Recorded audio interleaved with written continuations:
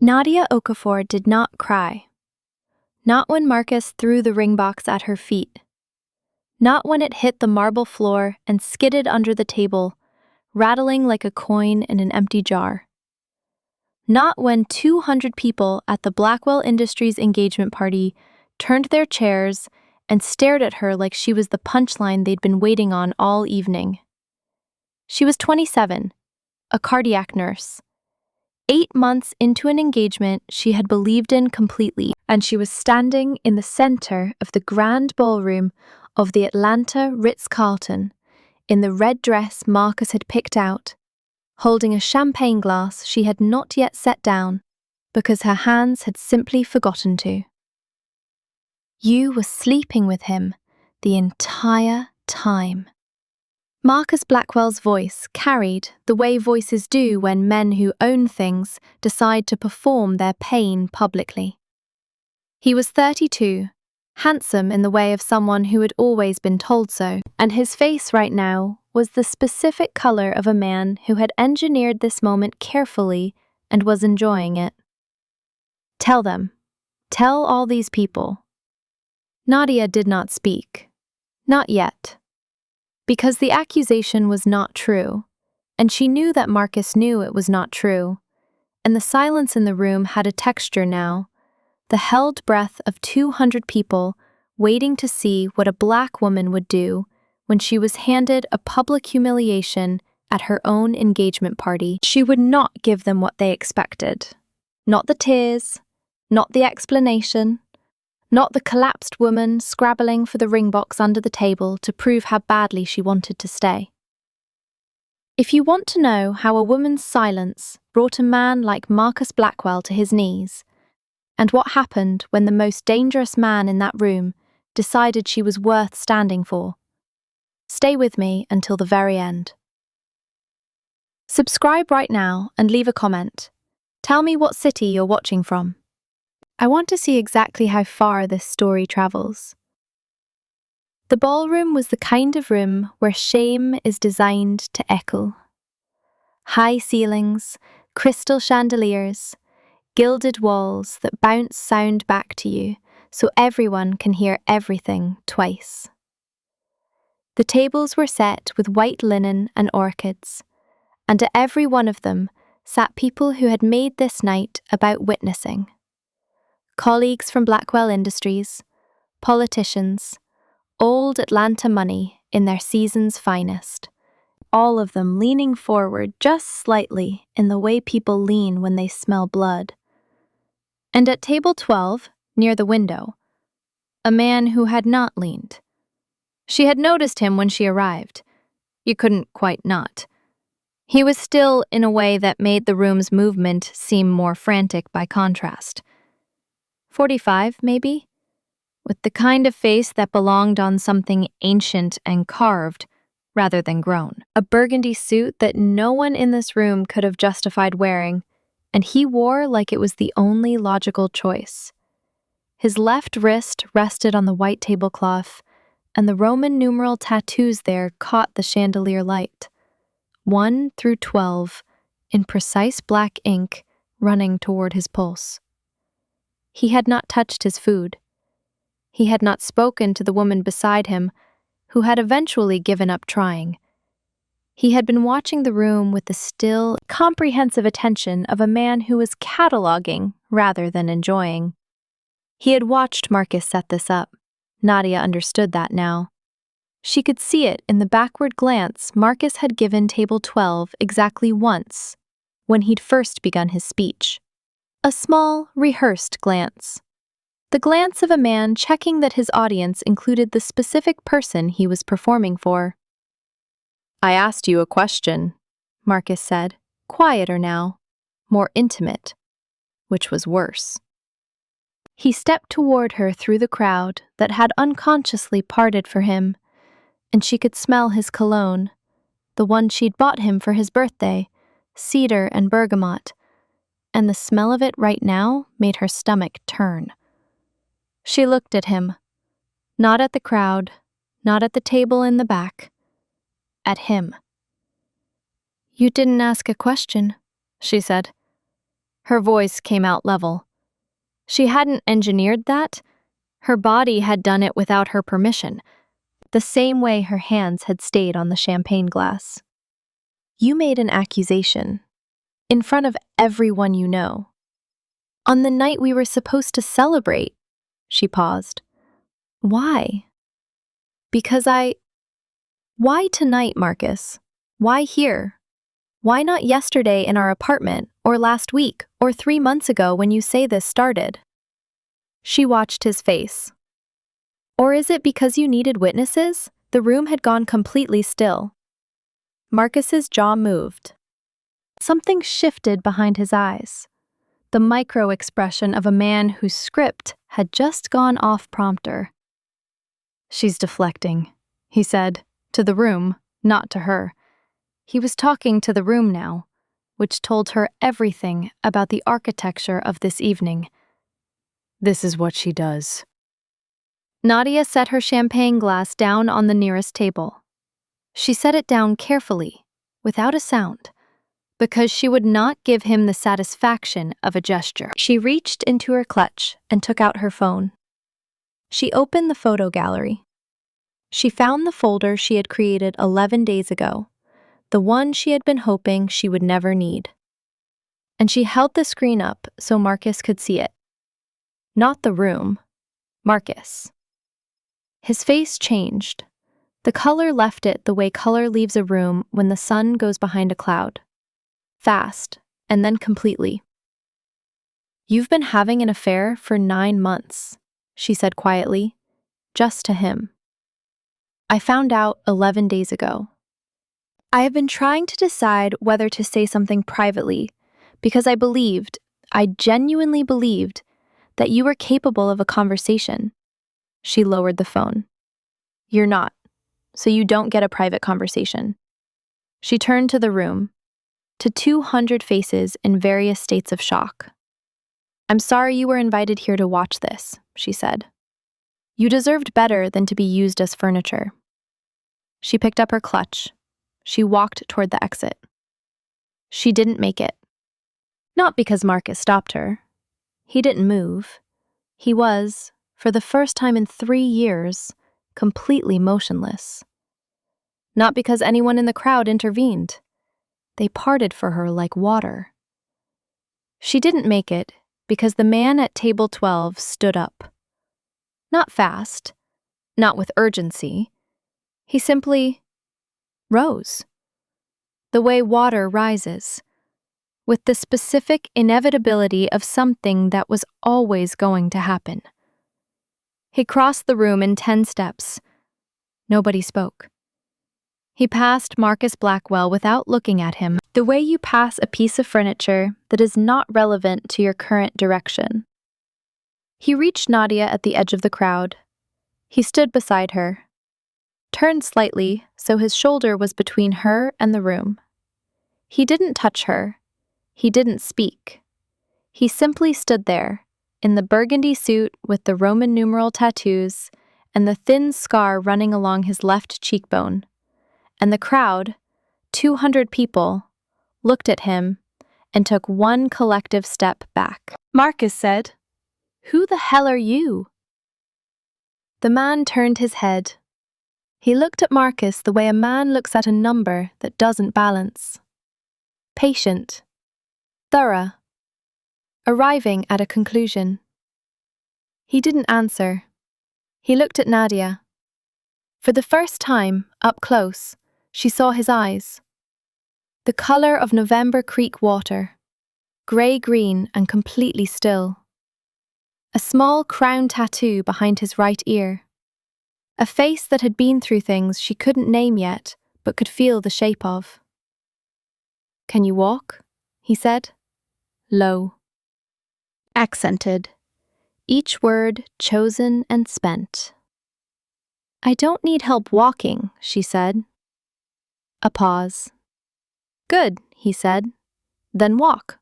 I'll be beside you." She walked. He walked with her. Behind them, Marcus Blackwell stood in the center of his own engagement party, in the middle of the room he had designed to destroy her. and for the first time in his life, no one was looking at him. Everyone was watching her leave. And she did not look back once. What would you have done in that moment? Would you have stayed and fought, or walked with your head up? Tell me in the comments, and don't go anywhere, because what happens in the next 24 hours will change everything you think you know about this story. The lobby of the Ritz-Carlton had the kind of quiet that costs money to maintain. Marble floors that swallowed sound. Lighting that had been calibrated by someone who understood that flattery was a design principle. At 10:41 on a Saturday night, it held 3 people.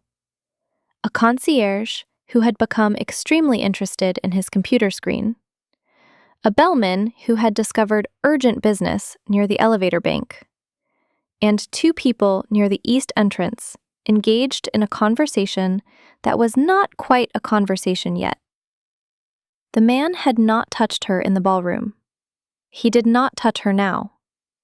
He stood 4 feet away, slightly angled toward the door, in the posture of a man keeping watch, without needing to announce it.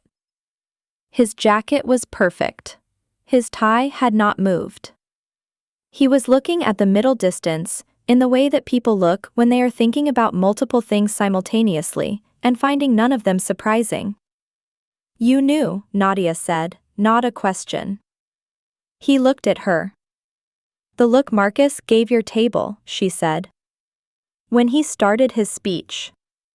"He checked for you. Like he needed you to be watching." She held his gaze. "Who are you to him?" A pause. The pause of a man deciding which truth to tell first.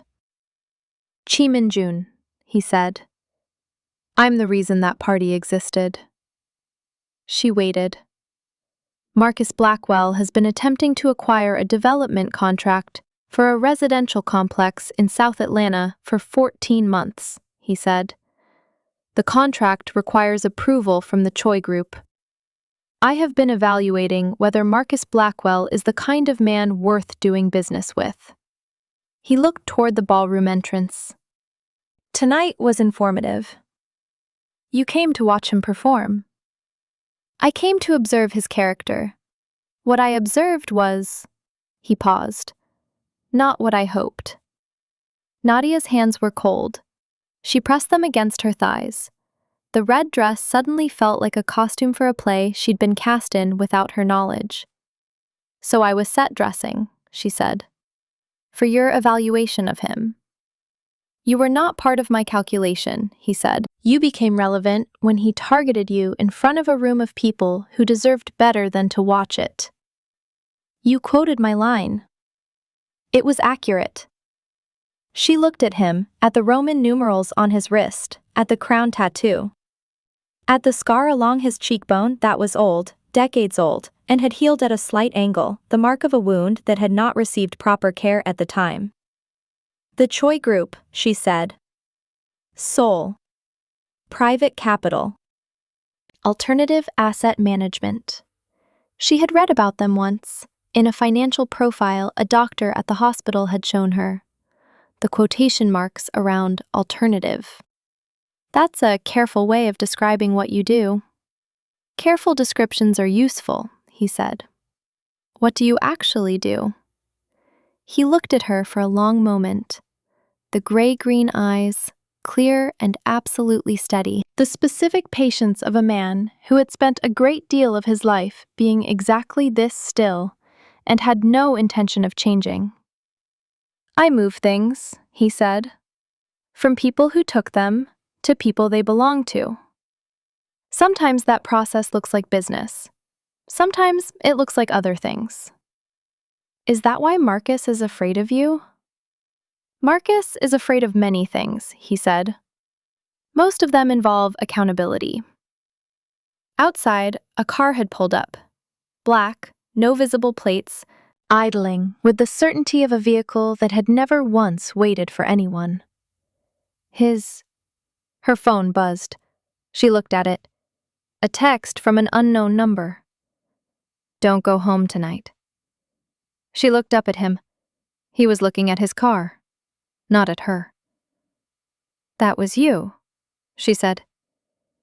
"Your building's front entrance has been under observation by 2 of Marcus's employees since 9 p.m.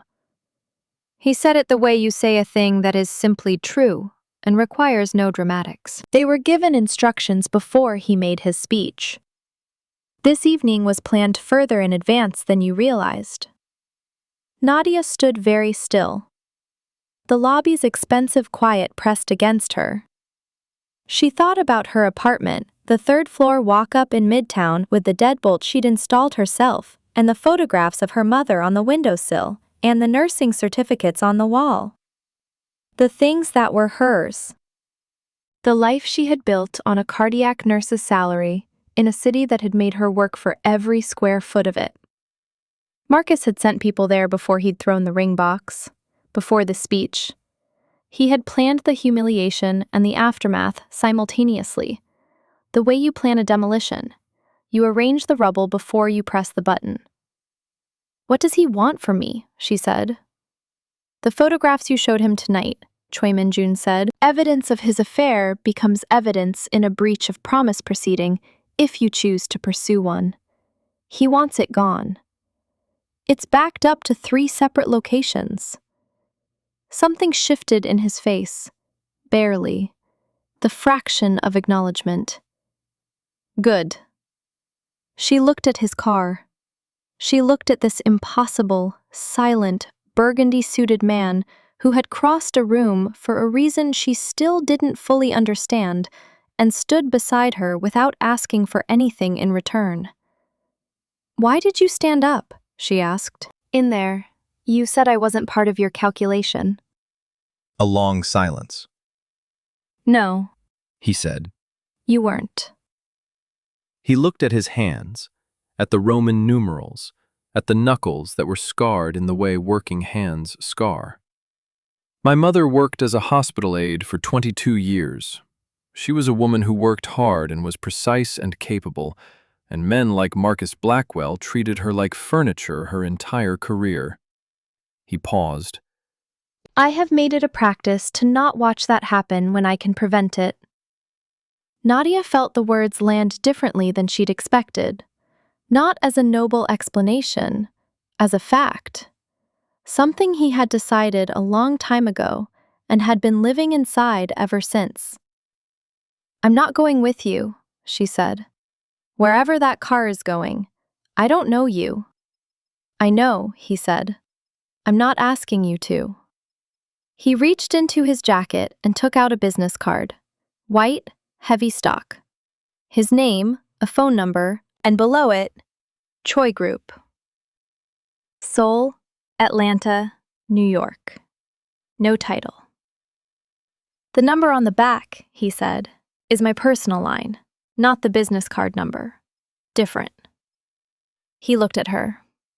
"If anyone approaches you tonight, or if you need somewhere safe, call it. I'll answer." He turned toward the door. "Mr. Choi," she said. He paused. "The scar on your cheekbone." She had been looking at it since the ballroom. Old, earned. The kind of mark a face keeps not as decoration, but as record. "How did you get it?" He was quiet for 3 full seconds.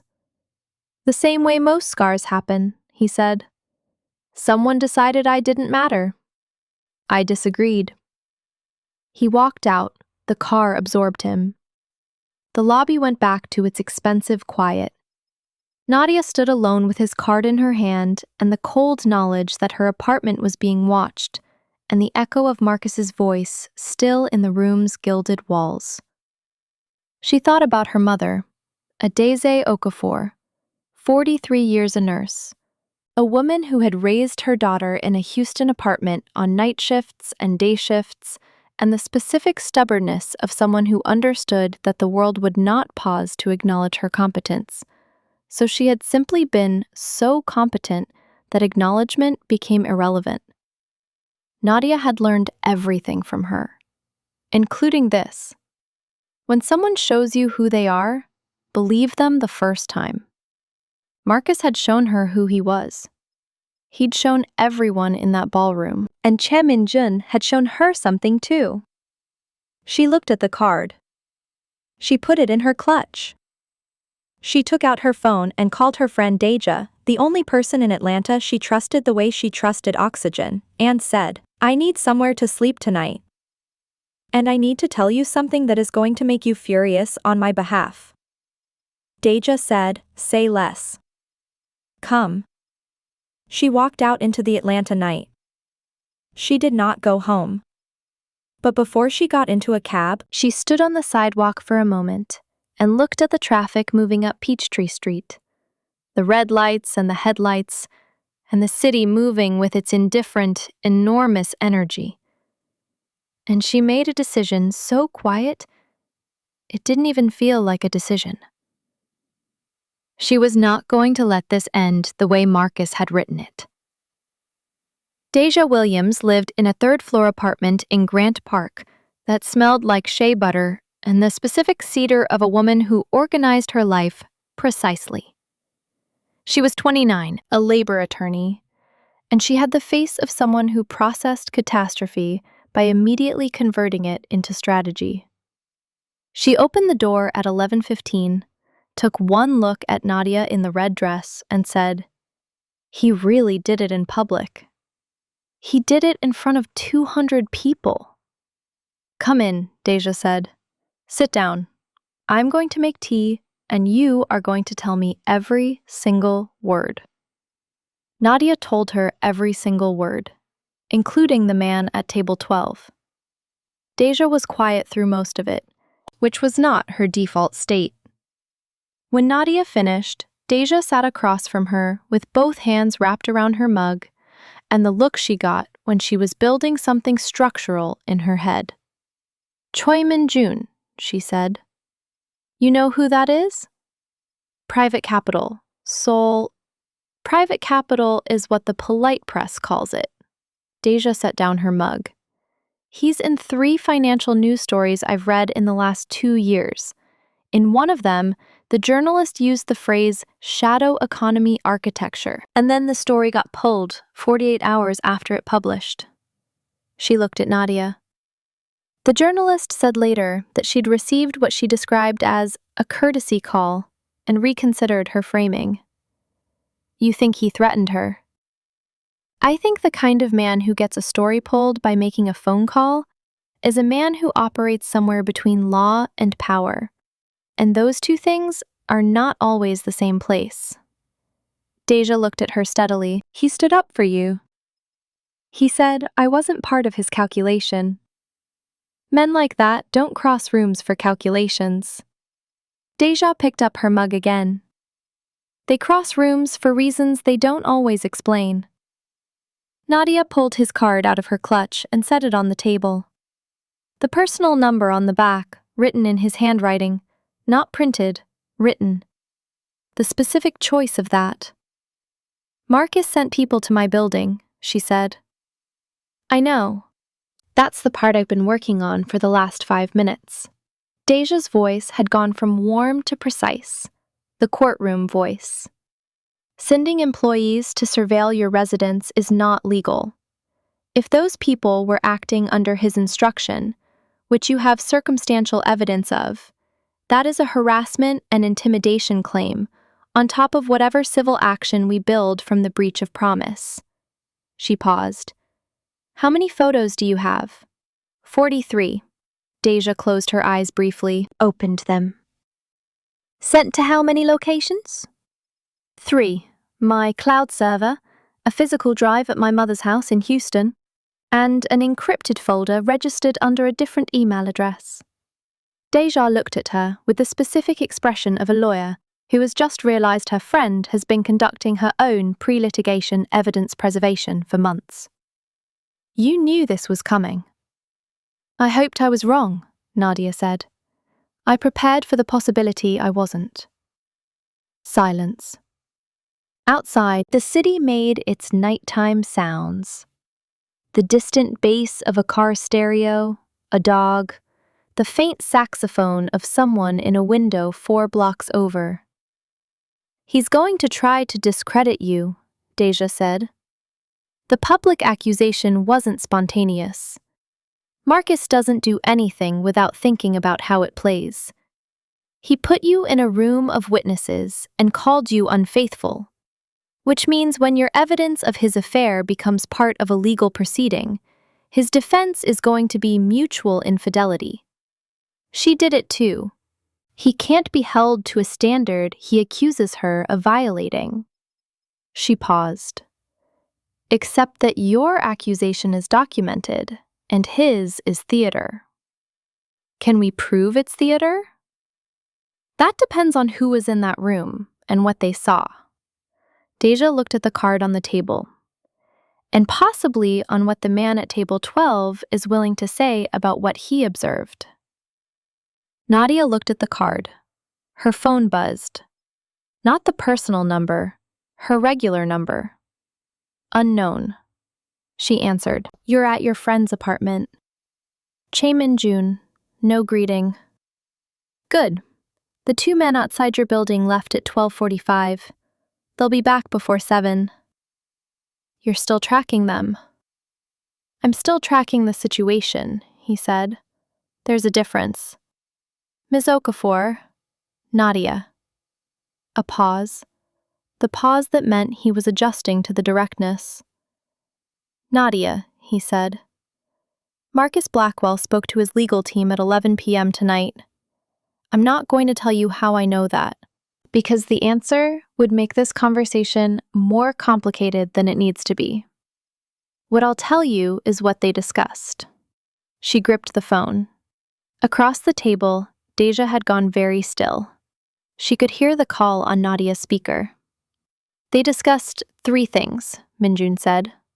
First, whether the photographs you showed Marcus are admissible in a Georgia civil proceeding without consent. The answer his attorney gave him is yes, with conditions. Second, whether your nursing license has any vulnerabilities, complaints, performance records, anything that could be used to frame you as unstable or unreliable. A pause. There are none. I already checked. You checked my professional record. Third, he continued, they discussed the woman in the photographs. Her name is Kristen Voss. She is Marcus's executive assistant at Blackwell Industries. She signed a confidentiality agreement 18 months ago that includes a non-disclosure clause about her personal relationship with Marcus. He paused. She doesn't know that clause is unenforceable. The room was very quiet. You're giving me his legal strategy, Nadia said. I'm giving you a head start. Why? The silence that followed was different from his other silences. It had something in it. Not warmth exactly, but the specific density of a man deciding how much truth to spend at once. Because Marcus Blackwell is not the kind of man who deserves to win, he said. And because you are the kind of woman who knows exactly what to do with a head start if someone gives you one. He ended the call. Nadia set the phone on the table. She looked at Deja. Deja looked at the card, at the phone, at Nadia. Call Kristen Voss, Deja said. The NDA is unenforceable. He just told you that. Deja was already pulling out her own phone. A woman who signed a contract she didn't know was invalid, who is being used as a weapon in her boss's personal demolition of his fiancée. She is not Marcus's ally. She's his next victim. She looked up. Call her. Tonight, before his legal team does. Nadia picked up the card. She turned it over. She looked at the number written in his handwriting. She thought, he gave me a head start. She thought, I know what to do with it. She called Kristen Voss. It rang 4 times. Then a voice, young, cautious, awake at midnight because she'd known this call was coming from some direction, just not which one. Ms. Voss, Nadia said, my name is Nadia Okafor. I think we need to talk. Kristen Voss met her at a coffee shop on Ponce de Leon at 8 in the morning. She was 25, blonde, with the specific look of someone who had been crying since approximately midnight, and had made the decision somewhere around 3 a.m. to stop being afraid. She brought a folder. Nadia had not asked her to. She'd brought it because she had been keeping one, quietly, for 9 months. I signed the NDA because he told me it was standard for all executive staff, Kristen said. She was holding her coffee with both hands. He said it covered business information. He didn't tell me it had a personal clause. She paused. I've been wanting to leave for 6 months, but he told me the NDA meant I couldn't say anything about him. To anyone, ever. She set the folder on the table. I didn't know that was a lie.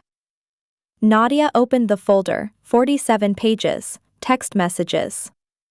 Emails from Marcus's personal account to Kristen's personal account. Receipts for hotels in 3 cities. A photograph of a handwritten note, Marcus's handwriting, that said things that would have destroyed Nadia if she'd been the one to find it, rather than the one preparing for it. He showed you this note? Nadia asked. He left it for me at the office, 4 months ago. Kristen's jaw tightened. I saved everything because I was scared. I didn't know what I was saving it for. I just knew that powerful men do what they want, and then they make their version the true one. And if you don't keep records... She stopped. My older sister told me that. She said, always keep records. Nadia thought of her own mother. Same lesson, different words. When someone has more power than you, documents are democracy. Deja Williams is my attorney, Nadia said. She's going to call you today. The NDA is unenforceable. The personal clause was added without independent legal disclosure, and it violates Georgia statute. You can speak. You can speak to anyone. She paused. You can also speak to the HR department at Blackwell Industries, which is where this folder should go, along with a formal complaint. Kristen looked at her. He'll destroy my career. He already planned to, Nadia said quietly. The only question is whether he gets to write the story of what happened, or you do. Something moved across Kristen's face. Recognition. The moment when a woman, who has been holding something alone, realizes she doesn't have to be the only one holding it anymore. Okay, Kristen said. Okay? Tell your attorney to call me. They sat for another 40 minutes. When Nadia left the coffee shop, the morning light was hitting Ponce de Leon at the angle it hits Atlanta streets in October, slanted and gold, and the temperature of something you want to stay inside of. She stood on the sidewalk and breathed it in. Her phone buzzed. Minjun's personal number. She answered. How did you know she had documentation? I didn't, he said. I assumed. Women in Kristen Voss's position tend to keep records because they understand what happens when they don't. A pause. Was I right? 47 pages. A silence that felt like the specific satisfaction of a calculation that proved correct. Marcus is at his attorney's office right now, Minjun said. They're preparing a cease and desist letter for delivery to your address this afternoon. It will allege defamation based on what you showed him in the ballroom last night. It will demand you surrender all copies of the photographs. He can demand whatever you want. I know. The letter is theatre. Its purpose is to frighten you into preemptive surrender before you can file anything of your own. He paused. Don't be at your apartment when it arrives. Have Deja accept service. You know where my apartment is. I've known since before last night, he said. It wasn't a threat. It was a fact. Delivered with the specific flatness of someone who understood that concealing information was a different kind of dishonesty. That should bother me more than it does, she said. It should, he agreed. The fact that it doesn't tells me your intuition about people is accurate. Or it tells you I'm naive. No, he said. Naive people don't prepare 43 photograph evidence folders and back them up to 3 locations. She almost smiled. She caught it before it fully arrived. What do you want from this, Minjun? Not the Blackwell contract. What do you actually want from getting involved in my situation? The longest pause yet. The kind that meant he was answering honestly rather than carefully. I want Marcus Blackwell to understand that there are consequences for the kind of man he chose to be, he said. I want the people he has treated like furniture to be treated like people. Another pause, shorter. And I want... He stopped. What? To see what you do next. She stood on the sidewalk in the October light and processed that sentence. The weight of it. The specific quality of interest from a man who did not seem to offer it casually. I'm going to meet with Deja, she said. We're building the breach of promise filing. I know. And I'm going to the hospital for my shift at noon, she said. Because whatever Marcus Blackwell thinks he's done to me, I still have patients, and they still have hearts that need monitoring. That doesn't stop. A pause. Then, very quietly, no, it doesn't. She put her phone in her bag. She started walking toward the MARTA station. She thought about Marcus and his attorney's office, preparing his cease and desist letter. She thought about the 47 pages Kristen Voss had kept for 9 months because her sister told her to. She thought about Choi Min-jun, 15 years of moving things from people who took them to people they belonged to, carrying it in Roman numeral tattoos on his wrist, like a record that never left. She thought, some people decide what they will not allow. Not once, but over and over, every day, until it becomes the whole shape of who they are. She got on the train. She went to work. 3 days passed. The cease and desist letter arrived at Deja's office address, as Min-jun had predicted, on Monday afternoon. Deja sent a response within 2 hours. That was, she later told Nadia, the legal equivalent of placing a loaded weapon on a table and calmly asking which conversation we were having. Kristen Voss filed a formal HR complaint at Blackwell Industries on Tuesday morning. By Tuesday afternoon, 3 other women from the company's administrative staff had requested confidential meetings with HR. Nadia did not know those women. She had not contacted them. They had simply seen a door open and walked through it. The story did not stay quiet for long. Atlanta's business media was small and attentive. By Wednesday, a reporter from the Atlanta Business Chronicle had filed a records request to the Fulton County Courthouse for any pending civil filings related to Blackwell Industries principals. There were none yet. Deja was still building, but the inquiry created a clock. Marcus called Nadia on Wednesday night. She let it go to voicemail. He left a message that was 3 minutes long and contained, in order, an apology that was actually an accusation reframed, an offer of money that was actually a proposed NDA, and a threat that was disguised as a concern. She saved the voicemail to all 3 backup locations. On Thursday morning, a story appeared online in a tech news outlet under the headline, Blackwell Industries CEO faces multiple internal complaints. Contract negotiations with Choi Group said to be on hold. The story had 2 sources. Neither was named. Neither was Nadia or Deja or Kristen. Neither was Min-jun. Marcus called his attorney. His attorney called the outlet. The story remained online. Nadia was at Deja's apartment when she read it. Deja was at the kitchen table in her trial preparation mode. Color-coded folders, a legal pad, 2 pens. She looked up from the story.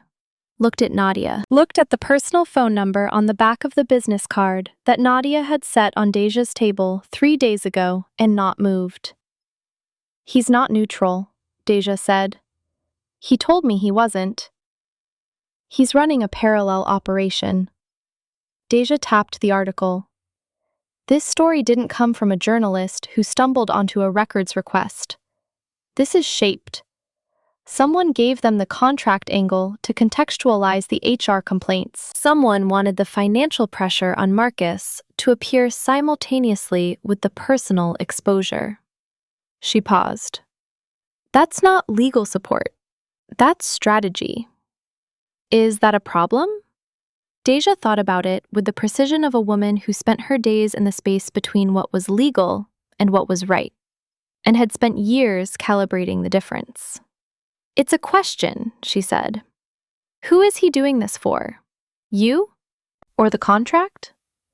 "He told me the contract became irrelevant when he watched what Marcus did." "Men say things." "I know what men say," Nadia said. "I was engaged to one for 8 months.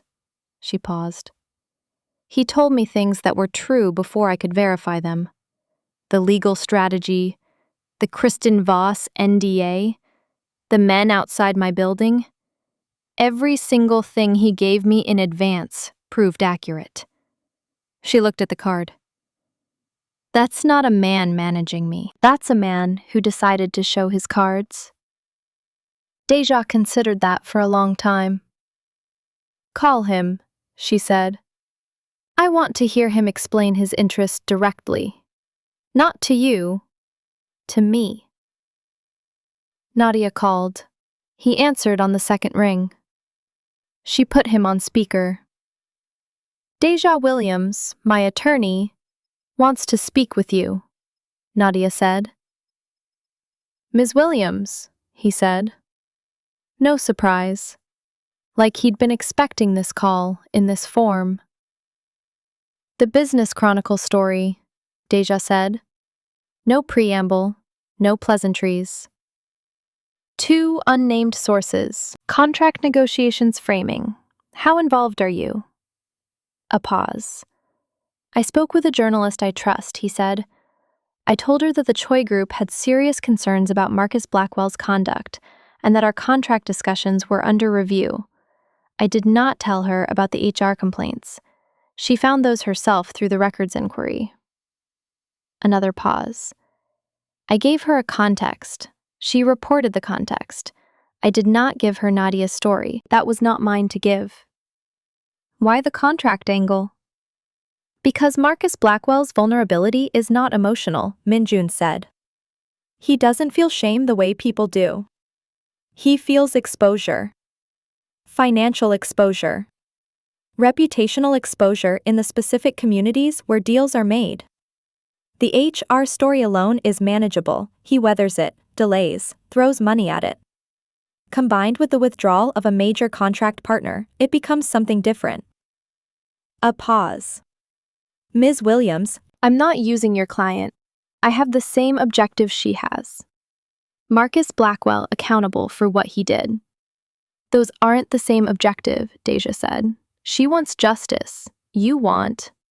"I want a man who treats people like furniture to experience what it costs," he said. "Those are not incompatible goals." The kitchen was very quiet. Deja looked at Nadia, the specific look of a lawyer assessing whether an alliance was useful, whether it was safe, and whether those 2 things were in alignment. "My client's interests come first," Deja said. "At any point where your methods put her at risk, then tell me," he said. "I'll adjust." Another pause. "I don't operate without consent. That's not..." He stopped. Then, more quietly, "That's not something I do." Deja looked at Nadia for a long moment. Nadia looked at the phone. She thought about her mother again, about the philosophy that had been her inheritance. When someone shows you who they are, believe them the first time. He had shown her who he was 3 times now, standing up in the ballroom, the head start, not giving the journalist her story. Agreed, Nadia said. We work together, and you tell us everything before you move. A pause. Agreed, he said. One more thing, Nadia said. Yes. The burn scars on your ribs. She'd seen them briefly at the cafe they'd met at yesterday morning, when he'd leaned across the table to point at something on her phone. His jacket had opened slightly, and through the gap in his shirt, she'd seen the topography of old scar tissue along his left side. She'd said nothing. She was saying it now. When? Silence. 12 years ago, he said. A warehouse fire. Incheon. There were workers inside. He paused. I went in because there was no one else who would. Were they? Yes, he said.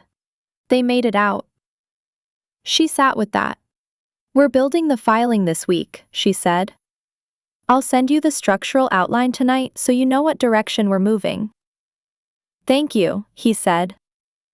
Deja ended the call. She looked at Nadia, she looked at the phone. She looked at the specific quality of the air in the room after a conversation that had changed the shape of things. He went into a burning building, Deja said. Yes.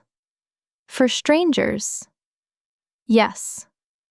Deja picked up her pen. She went back to her legal pad. She wrote something and then paused with the pen above the paper. I don't not trust him, she said, which, from Deja, was as close to faith as you got. The filing landed on a Friday morning. Breach of promise. Intentional infliction of emotional distress. Harassment. Supporting exhibit. 43 photographs. Supporting exhibit. 47 pages from Kristen Voss. Supporting exhibit. A Wednesday night voicemail that was 3 minutes long and would not survive contact with the jury. Marcus Blackwell saw it before 9 a.m. because his attorney saw it before 9 a.m. And by 9:15, Marcus had made 4 phone calls that Minjun's people flagged and summarized and sent to Nadia's phone as a simple list. Call 1, his attorney. Strategy. Call 2, his father, Franklin Blackwell. Money. Call 3, a city councilman whose campaign Marcus had funded. Narrative. Call 4, a journalist at a different outlet than the Chronicle. Counter-story. Nadia read the list at the nurse's station in the cardiac unit during a 12-minute window between patient rounds. She read it the way she read vital signs, quickly, completely, looking for the specific reading that told her how serious the situation was. Call 4 was the serious one. She called Minjun. He's trying to plant a story, she said. A journalist. Counter-narrative.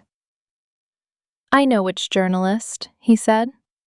She wrote a profile of Marcus 18 months ago that was favorable in ways that suggested the relationship was closer than professional. A pause. I've already spoken to her editor. What did you say?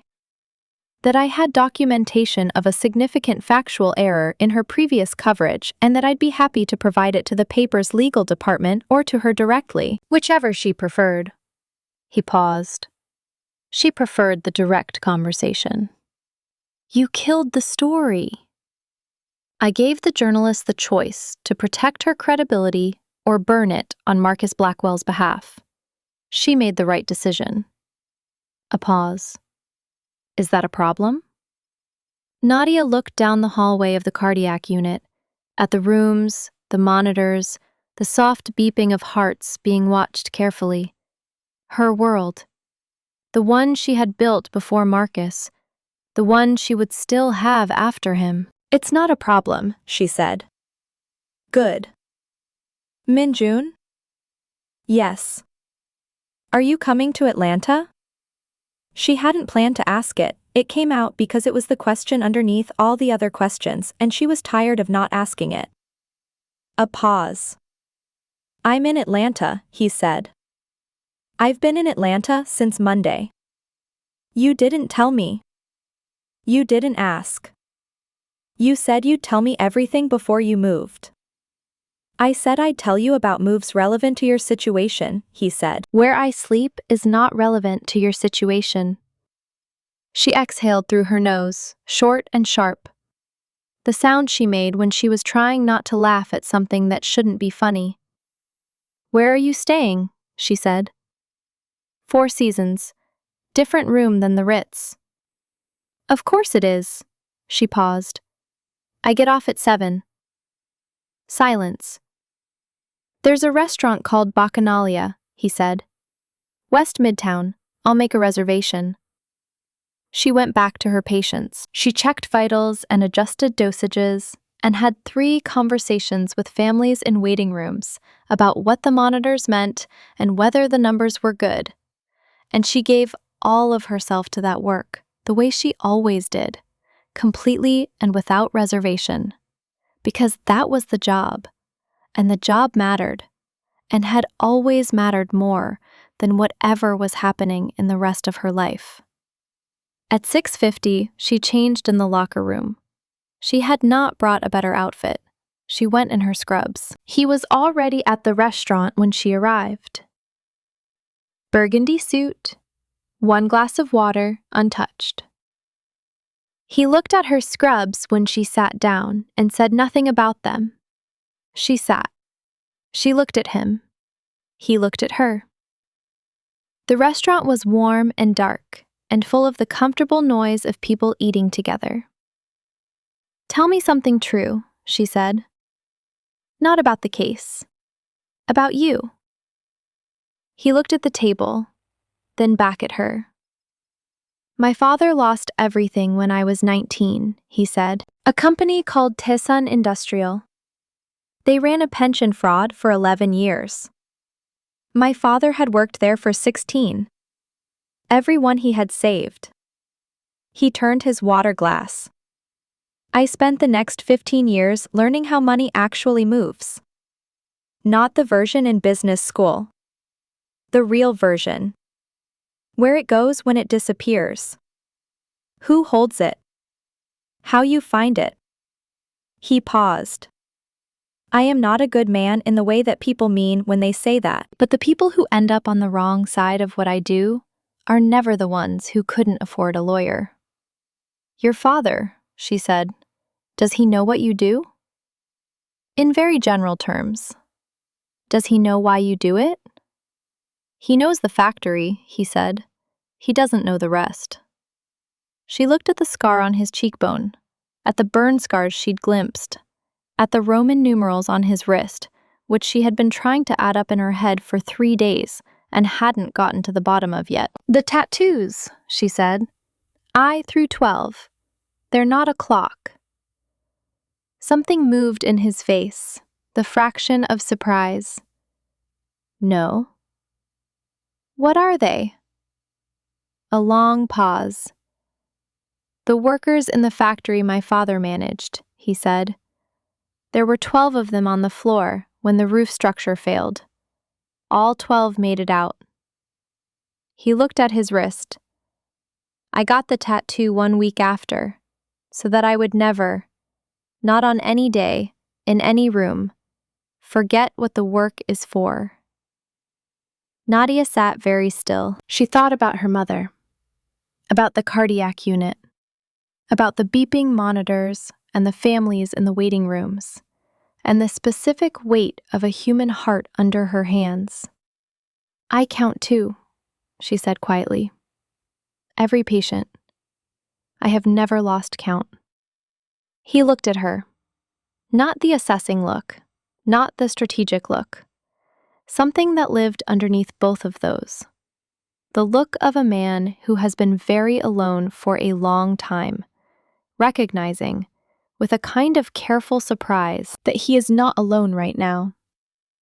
What are you going to do? He asked. After the case closes. What do you actually want? She thought about it honestly. I want to keep doing my job, she said. I want to keep counting hearts. She paused. And I want to stop being surprised when someone decides I matter. He didn't look away. You should not have to fight for that, he said. I know, she said. But I'm good at fighting. I know, he said. I watched you do it with a champagne glass in your hand. She looked at him for a long moment. The candle between them threw his face into amber relief. The sharp planes of it, the old scar, the eyes that were gray-green and steady. And had been watching her since before she'd known anyone was watching. Min-jun, she said. Yes. I'm not furniture. I know, he said, very quietly. Like a man who has been waiting for someone to say a true thing and is finally hearing it. I know. On Sunday, Marcus Blackwell called a press conference. Nadia found out from Deja at 7 in the morning. She was in her apartment. She'd gone back, the surveillance had ended, Marcus had pulled his people when the filing landed. Standing in the kitchen making coffee when her phone rang.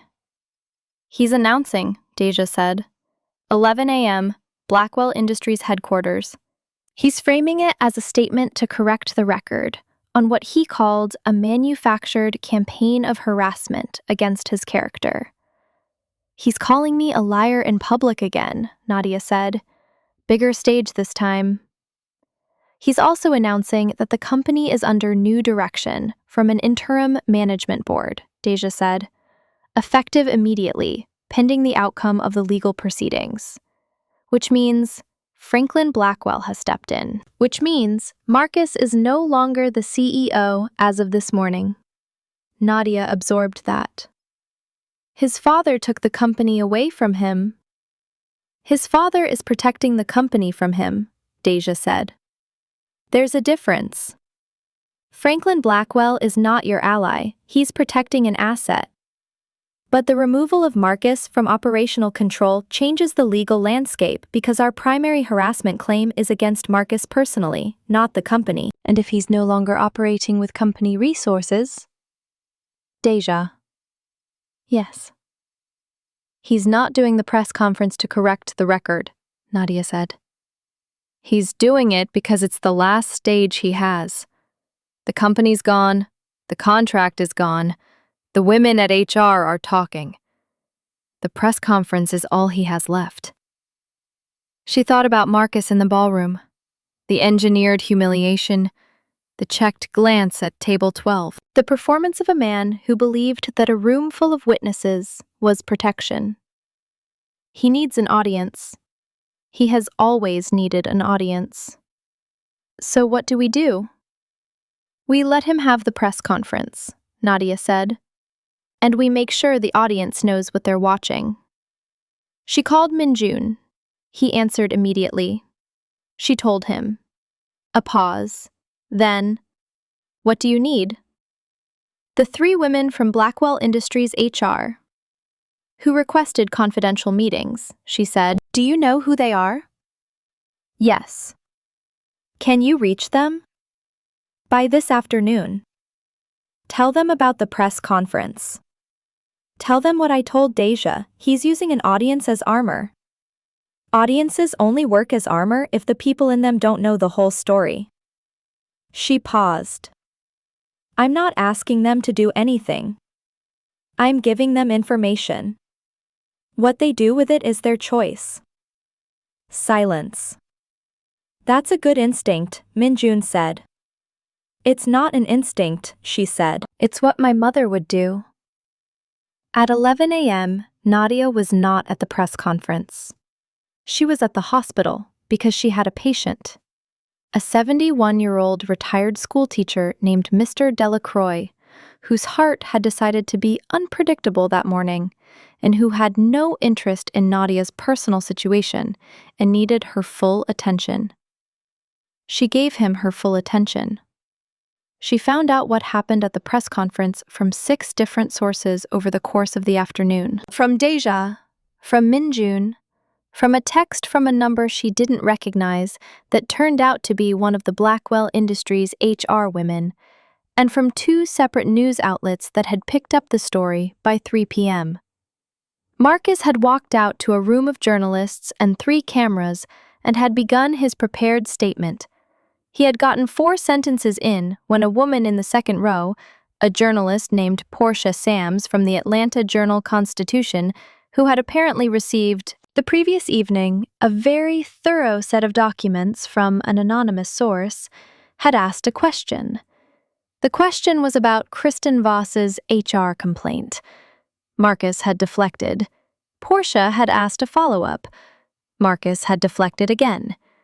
Portia had asked a third question, this one about the voicemail Marcus had left Nadia on Wednesday night, which Portia quoted from verbatim, which meant someone had shared the audio.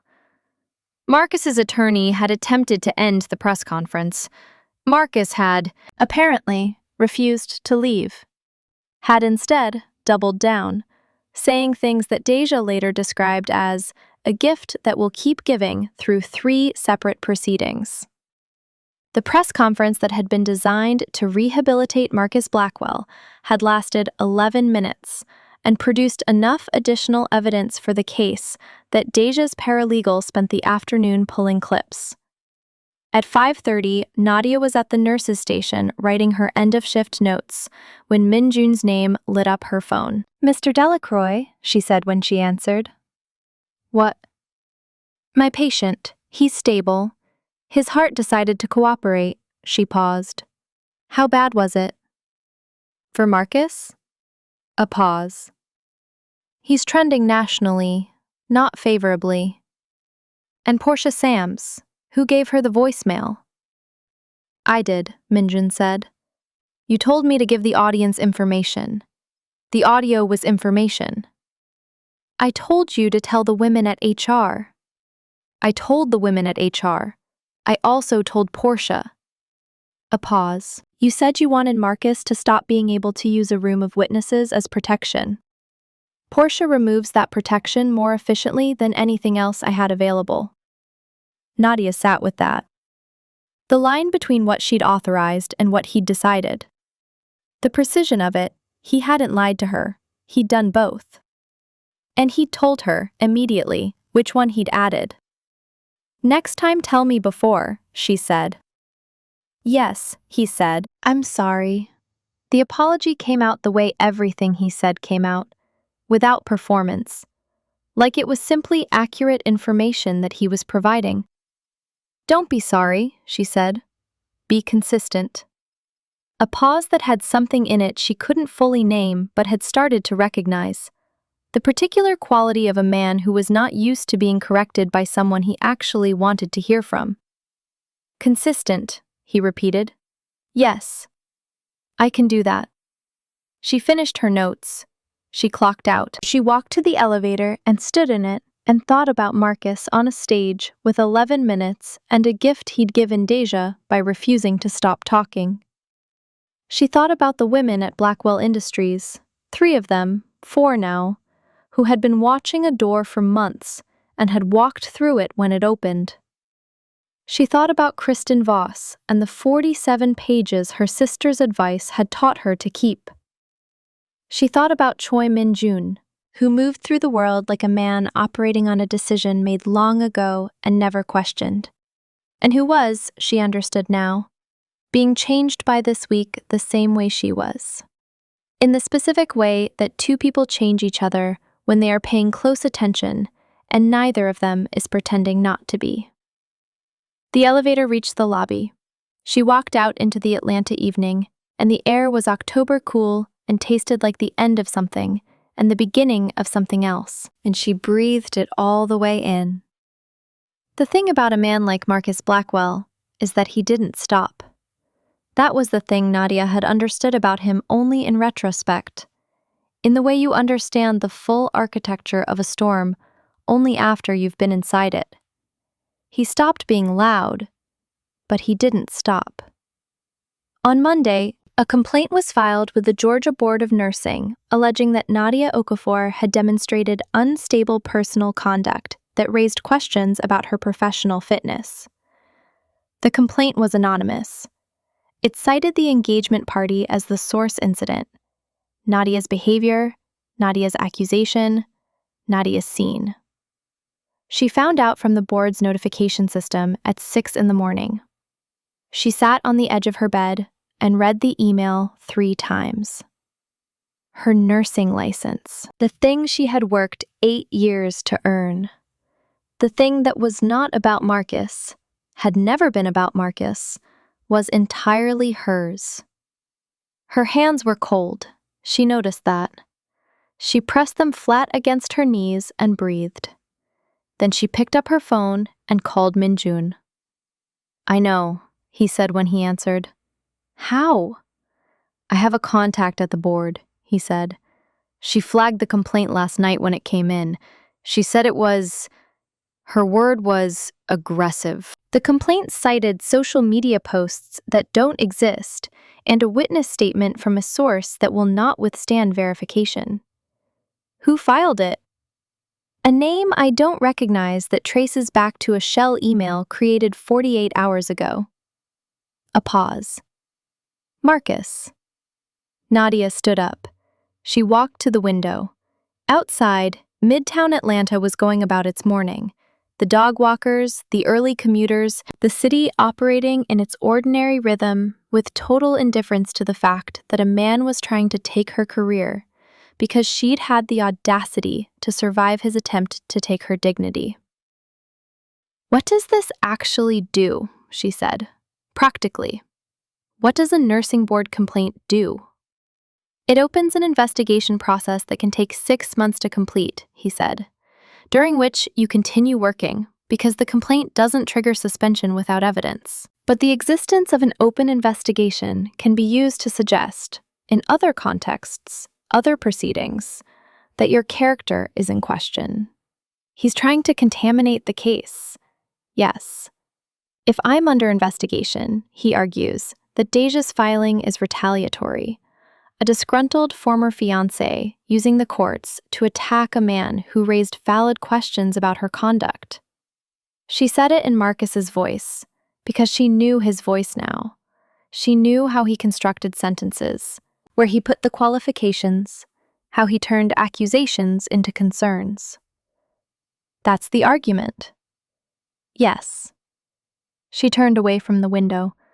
She looked at her apartment, the nursing certificates on the wall. 8 years. Every patient she'd counted. Every heart she'd watched.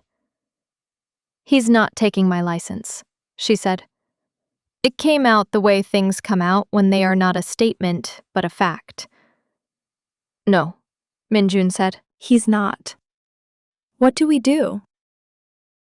The complaint will not survive investigation because it's based on fabricated evidence, he said.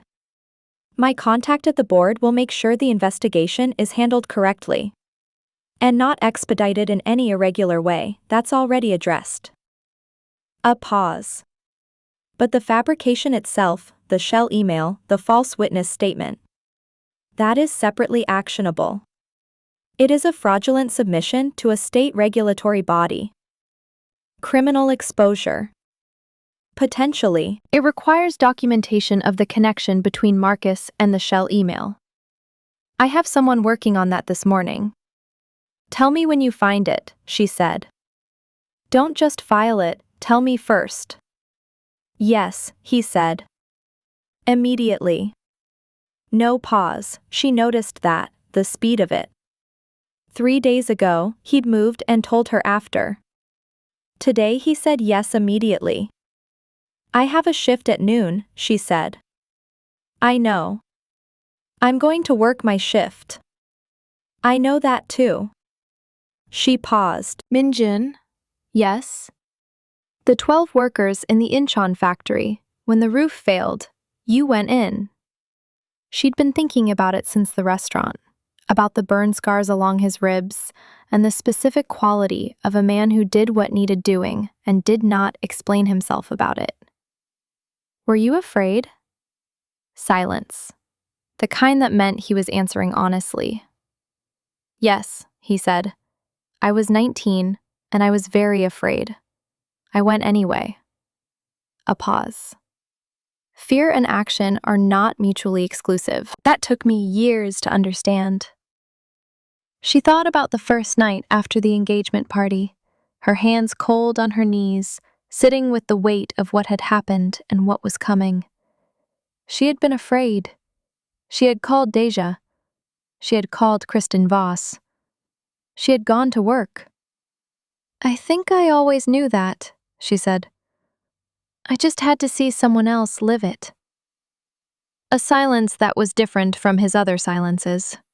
Warmer. The kind that belonged to a person being recognized. "Go to work," he said. "I'm going." She worked her shift. She counted hearts.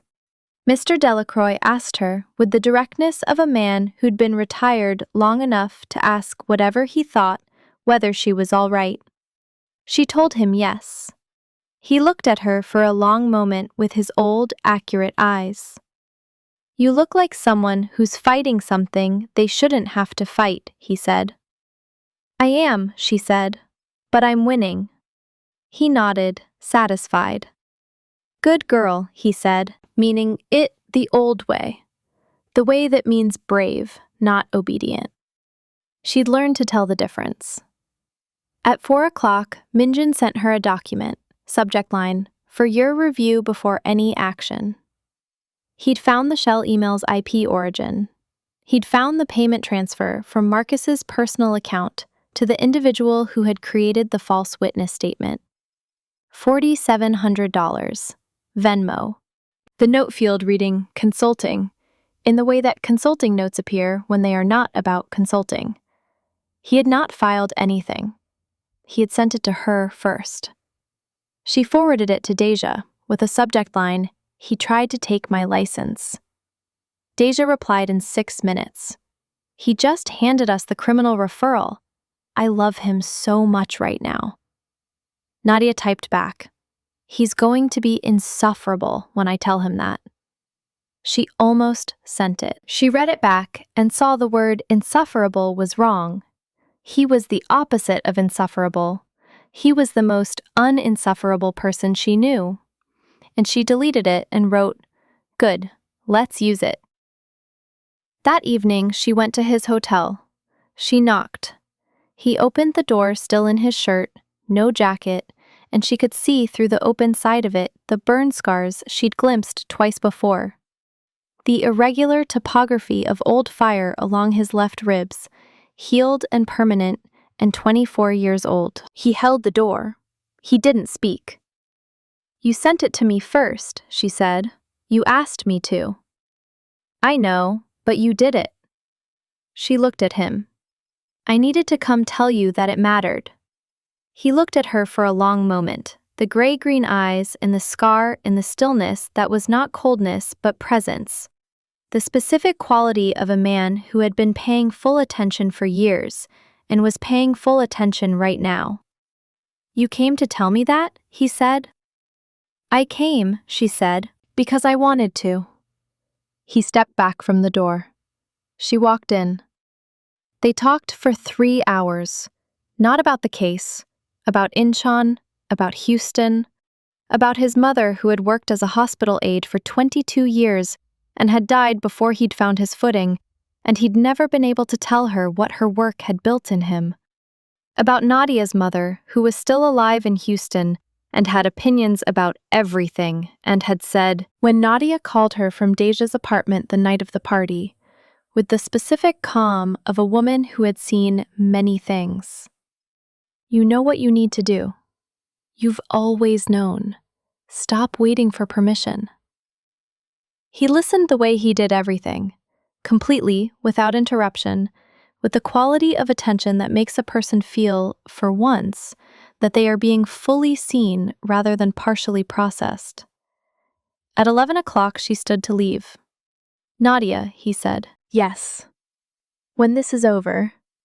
"Yes," she said, before he finished. Because she knew the shape of the question, and the answer was already yes, and had been for longer than she'd admitted. He looked at her. Something in his face that was not his usual stillness, something that moved briefly, like light through a gap. "Thank you," he said, for not being something I could predict. She almost laughed. She caught it. Thank you for standing up, she said. In the ballroom. Before you knew anything about me.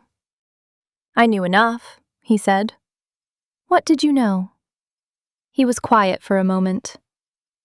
That you were the kind of woman who sets a champagne glass down without making a sound when someone has just humiliated you in front of 200 people, he said.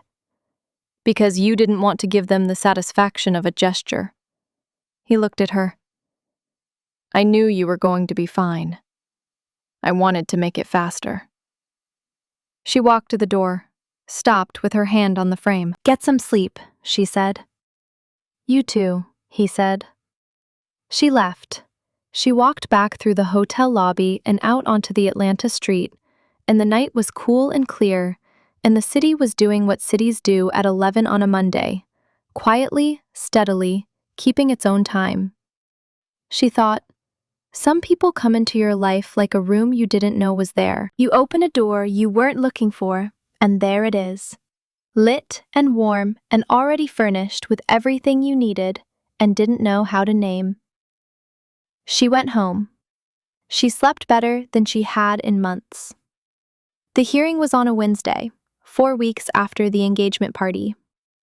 Fulton County Courthouse, 9th floor. A courtroom with industrial lighting and wooden benches, worn smooth by the specific weight of Atlanta deciding things. Deja had built the case the way she built everything, from the foundation up, without shortcuts, with the precise stubbornness of a woman who knew that the strongest structures were the ones where every joint was load-bearing. Breach of promise, intentional infliction of emotional distress, harassment, the nursing board complaint as fraudulent regulatory submission, which had been upgraded to a criminal referral by the DA's office 2 weeks prior. Nadia sat at the plaintiff's table in a navy dress she had chosen herself. Not for Marcus, not for the room, for herself, the color of something steady. Across the aisle, Marcus Blackwell sat in a gray suit that was 2 shades too light for the occasion, beside an attorney who had the specific expression of a man who had read the opposing evidence and understood, at a molecular level, what the next 3 hours were going to cost his client. Franklin Blackwell was in the gallery, 3rd row. He had not spoken to Nadia. He would not. He was not there for her. He was there to manage the performance, to sit in the room, visible, so that whatever happened could be narrated afterward as the Blackwell family taking it seriously. Old Atlanta money did its damage and called it gravity. Nadia had seen him when she walked in. She had not looked at him twice. Choi Min-jun was not in the room. She had not asked him to come. He had not offered. He was, she knew, in a conference room 4 floors down in the same building. His attorneys and the Blackwell Industries interim board, finalizing the formal termination of the contract discussions with a document that was thorough enough to constitute its own narrative of why, and that had been submitted to the business press as a courtesy the evening before.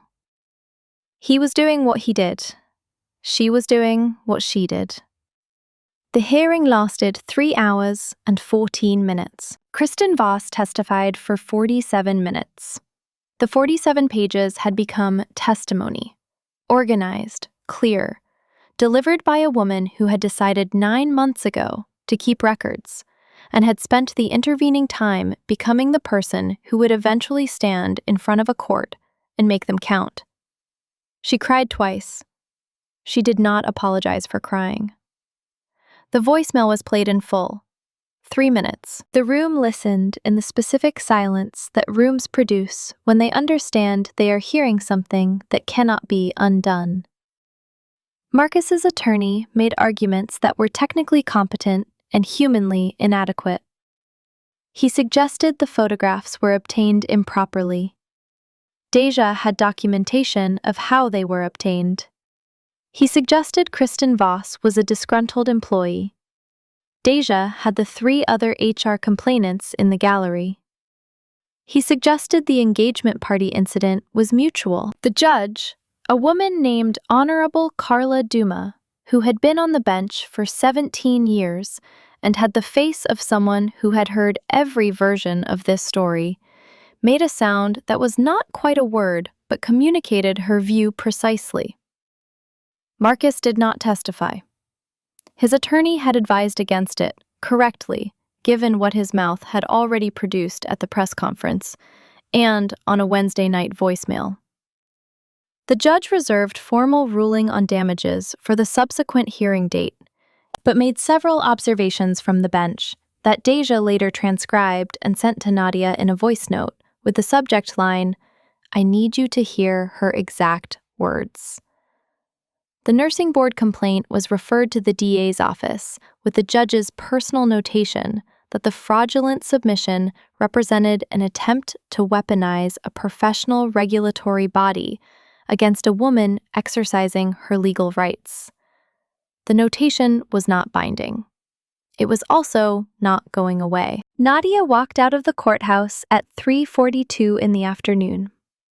The October sun was lower now. The light was the color of late things, gold going amber, going the specific orange of a day that knows its ending. She stood on the courthouse steps. Her phone buzzed. "Minjun, how are you?" Not a question mark.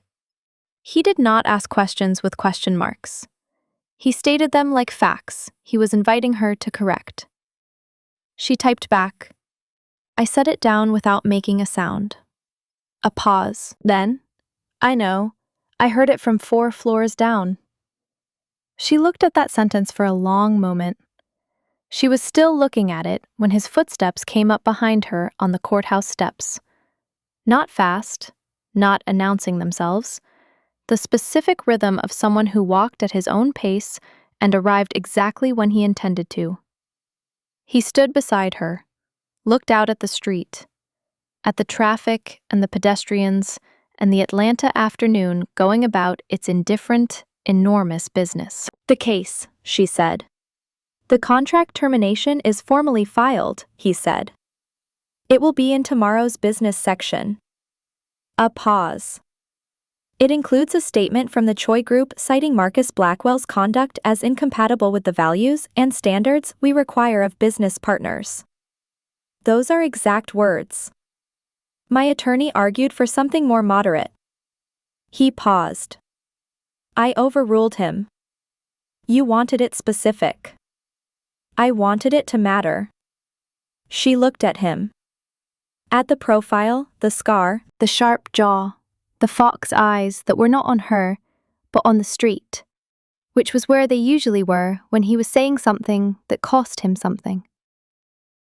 Your father, she said. When he found out what Daesun Industrial had done, what did he do? Minjun was quiet for a long time. He went back to work, he said finally. The day after the pension fund was declared insolvent. He got up. He found a different job, a smaller one. He paused. I asked him once how he did that, how he went back the next morning. He said, he stopped. Tell me. He said, because the people who took from us were already counting on me to lie down. Getting up was the only argument I had left.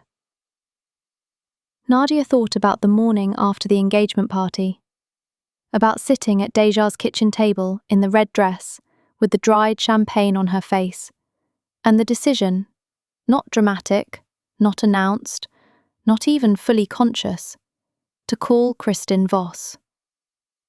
Getting up was the only argument I had left. I want to meet him, she said. Minjun looked at her, the look that moved, the one that lived underneath the assessment and the strategy and the stillness. My father? When this is done. She turned to face him fully. I want to go to Incheon. I want to meet the man who got up the next morning and taught you that. He looked at her for a long time. Yes, he said. Not with the immediate speed of an easy yes. With the weight of a man saying something he means. And I want to understand the tattoos, she said. All 12 workers. Tell me their names. He looked at his wrist, the Roman numerals 1 through 12. He told her the names. All 12.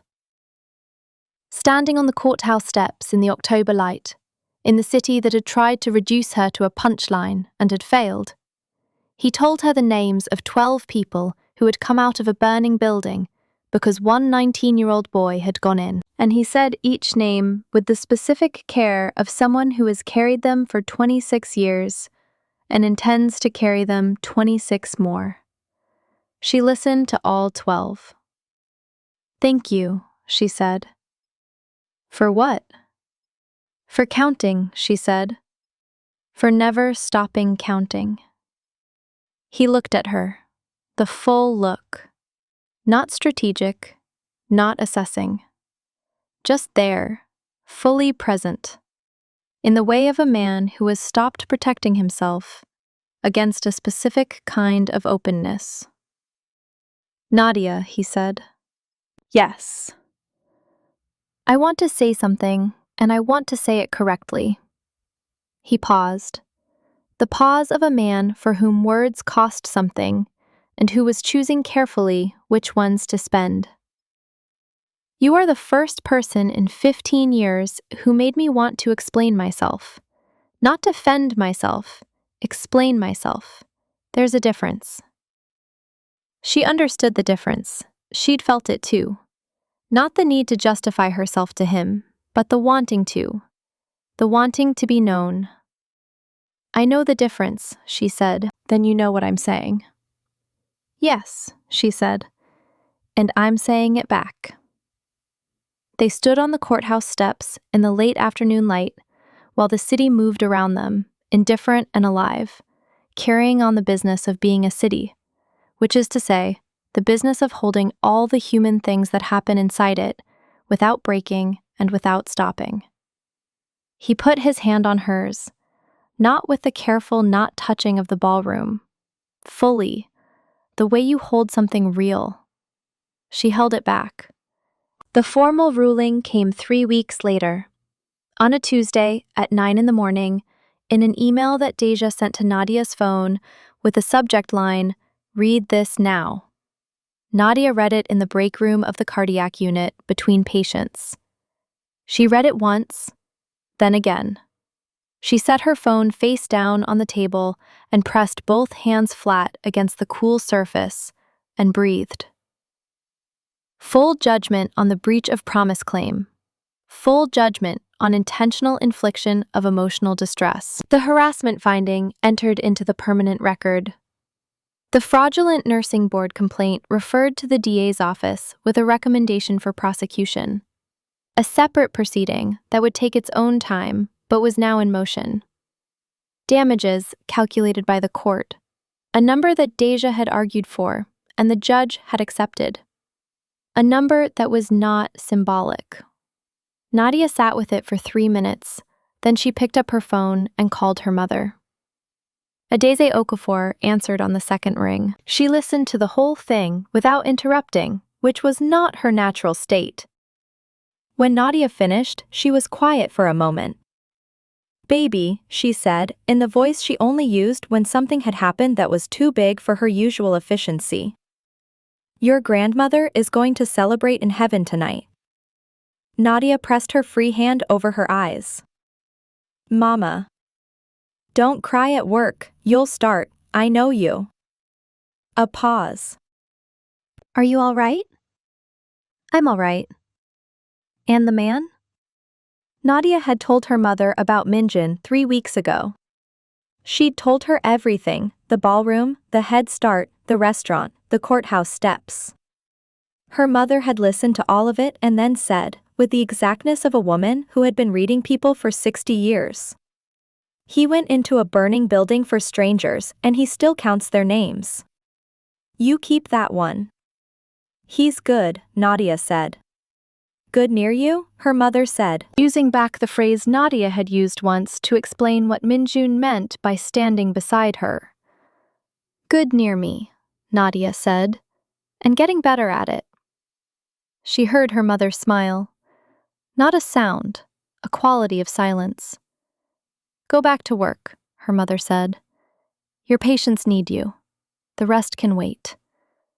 She went back to work. She counted hearts. Mr. Delacroix, still on the ward, his heart still being unpredictable in the specific way of hearts that have decided they are interesting, asked her when he saw her face what had happened, and she told him, simply, that something she'd been fighting was over. He nodded. He folded his hands over his stomach, the way he did when he was satisfied. About time, he said. She finished her shift. She changed. She stepped out into an Atlanta evening that had gone from October to November when she wasn't looking. The air had a cold edge now. The leaves were gone from the dogwoods. The city was making the adjustment that cities make when seasons change, stoic and continuous. Minjun was waiting outside. Not because she'd told him to be. She hadn't. He was simply there, leaning against the hospital exterior wall, with his hands in his pockets and his face turned toward the street. And she stopped when she saw him, and looked at him for a moment, before he heard her. He turned. He looked at her face and knew. She could tell from the way the tension she hadn't noticed in his shoulders released. Full judgment, she said. He nodded. I know. Deja sent me the document. She sent you. She said, and I'm quoting, that she never wanted to hear him ask her another question again because she was officially done with this case and was going to sleep for a week. He paused, and then she said thank you. Nadia laughed. The real kind, the full-body kind, that comes from somewhere genuinely surprised by how it feels when something you've been carrying for months simply weighs what it's supposed to weigh again. He watched her laugh. His face did the thing it did sometimes now, the thing she'd started watching for, the small, particular opening of a man who had been very closed for a very long time and was, window by window, letting light in. Incheon, she said, I want to go soon. My father called me this morning, he said. I told him about the ruling. He paused. He said he'd make dinner. What kind? Doenjang jjigae. His wife's recipe. He looked at her. He's been married again for 8 years. Her name is Sujin. She has opinions about everything and will interrogate you for 2 hours and will decide within the first 10 minutes whether she approves of you. Will she approve of me? She will, he said, simply, like it was a calculation he had run and was confident in. How do you know? He looked at her with the gray-green eyes and the old scar, and the full attention of a man who had been paying complete attention since a ballroom on a Saturday night, when a woman in a red dress had set down a champagne glass without making a sound. Because she approves of people, he said, who refuse to be reduced. And I don't know anyone who has refused harder than you. She walked beside him. They moved through the hospital parking lot and onto the street, the city carrying them in its ordinary current, the headlights and the October-November cold, and the specific texture of an Atlanta evening that does not stop for anything. She thought about everything that had happened since the ring box hit the marble floor, about the 47 pages and the 3 backup locations and the courthouse steps and the names of 12 workers said one by one in the October light, about a man who had made a decision long ago about what he would not allow and had been living inside that decision ever since, about the specific moment in the ballroom when she'd been walking toward the door, when something had changed in the room. Not because she'd done anything, Because someone had stood up. Minjun, she said. Yes? In the ballroom, when you crossed the room, she looked at him. You said your mother was a hospital aide, and that men like Marcus treated her like furniture her entire career. She paused. Was there a specific— Yes, he said. Tell me. He was quiet for half a block. There was a doctor, he said, at the hospital where she worked. She had been there 14 years. She had— There are no words in English for what she was exactly. She ran the floor. She trained the new nurses. She knew every patient by name and their families, and what their monitors meant at 3 in the morning when no one else was paying attention. He paused. He was there for 2 years. He called her by her first name and addressed the nurses by title. In front of patients. In front of her staff. He paused again. Every day for 2 years. Nadia felt the sentence land with its full weight. She never said anything, he said. She said it would make things worse. She was right, probably. She understood the geometry of it better than I did. But I was 20, and I didn't— He stopped. I couldn't make it stop. I couldn't fix it. I couldn't do anything. You were 20, she said. Yes. And now you cross rooms. And now I cross rooms, he said. When I can. When there is something to cross toward. She thought about that. About the geometry of it. What it means when someone who has been helpless once learns, precisely and completely, to not be helpless again. She thought about her mother in Houston. About 43 years of nursing. About every woman who had gone to work in a world that did not fully acknowledge the weight of what she was doing, and had done the work anyway. About the specific stubbornness of people who simply keep counting. She would have been proud of you, Nadia said. He looked at her. Something moved through his face. Not a performance, not a controlled presentation. Just movement. The kind that happens when a thing you have been carrying for 20 years is briefly, unexpectedly, lighter. I hope so, he said. I try to— He stopped. Started again.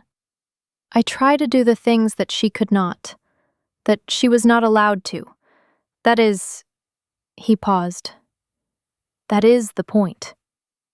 She took his hand.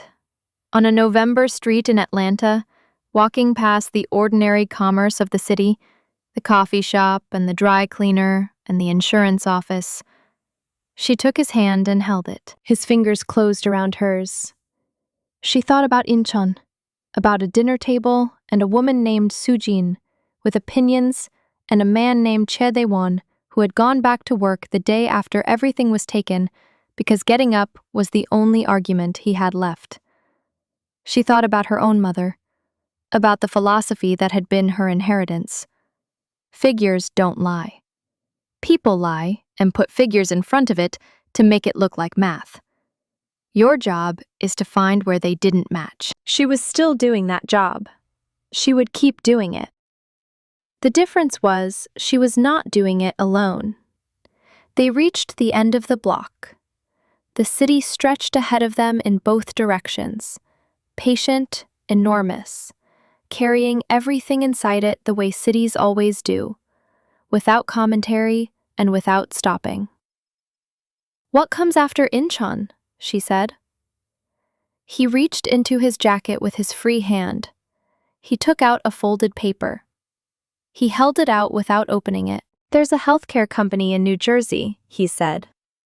They've been manipulating billing codes in cardiac care units for 3 years, Medicare fraud. The kind that looks like a clerical error until you see the pattern. He paused. 47 hospitals, 11 states. She looked at the folded paper. She thought about the cardiac unit, about the monitors. About Mr. Delacroix's unpredictable heart and the families in the waiting rooms, and the specific weight of a profession built entirely on the premise that some things are too important to get wrong. Cardiac billing codes, she said. Yes. I know cardiac billing codes better than anyone you have ever met in your life. I know, he said. That's why I'm showing you the paper. She took it. She unfolded it. The numbers were there. The patterns she could read. The places where figures had been put in front of lies to make them look like math. She looked up at him. When do we start? She said. He looked at her. The gray-green eyes, steady and alive and doing what they always did, paying complete, unhurried attention. The scar on his cheekbone. The Roman numerals on his wrist. The man who counted names and crossed rooms and had decided, a long time ago, the shape of what he would not allow. We already have, he said. She folded the paper back. She put it in her bag. She kept hold of his hand. They walked. The city went on around them. The headlights and the cold and the ordinary continuous movement of a place that does not pause for any single story, because too many stories are happening inside it at once. And that is the truth of cities. They are made of what people refuse to accept, and what people build in the spaces that refusal creates. Nadia Okafor had been handed a ring box thrown at her feet, and a champagne glass, and a room full of people designed to make her small. She had set the glass down without making a sound, and the man who had noticed that one gesture, precise and quiet in a room built for noise, had stood up. Because some things matter enough. Because someone should. Because it was him. That's the story, and now you've heard it. If you stayed until the end, you already know something about what it means to refuse to look away. Subscribe to this channel and turn on your notifications. The next story will not wait for you. Drop a comment and tell me what city you're watching from, and tell me what part of this moved you. Your words reach people you'll never meet. That matters. Don't go quiet.